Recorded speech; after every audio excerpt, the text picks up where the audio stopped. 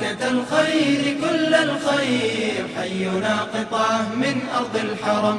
مكة الجود كل الجود، حينا قطعة من أرض الحرم.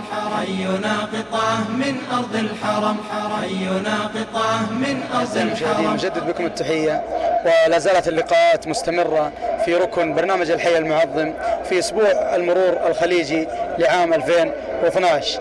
في هذه اللحظة المباركة يسرنا أن نستضيف أحد أعضاء برنامج الحي المعظم المتميزين في برامج الحي المعظم، الأستاذ باسم الصبحي. نجدد بك التحية في ركن برنامج الحي المعظم في أسبوع المرور الخليجي 2012.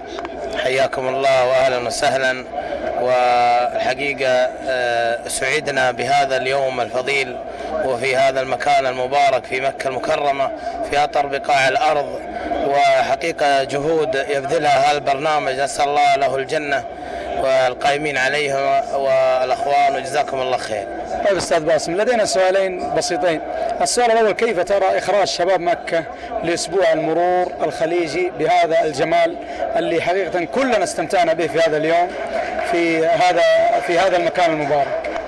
حقيقة لفتة رائعة عما كان بالعام. النقلة النوعية كانت من حيث الديكور والتنظيم والإعداد والشباب والحيوية والتفاعل. حقيقة كان هنالك شيء ملفت للنظر من ناحية الديكور والإعداد والشباب والمعروض، وحقيقة لا يسعني أن أقول، لكن الشهادة فيه مجروحة. برنامجنا وشبابنا جزاهم الله خير، قاموا خير قيام، جزاهم الله خير حقيقة، ويشكرون على جهودهم. نشكرك أستاذ باسم على هذا اللقاء الجميل، ونعدكم بلقاء. الخير كل الخير، حينا قطعة من أرض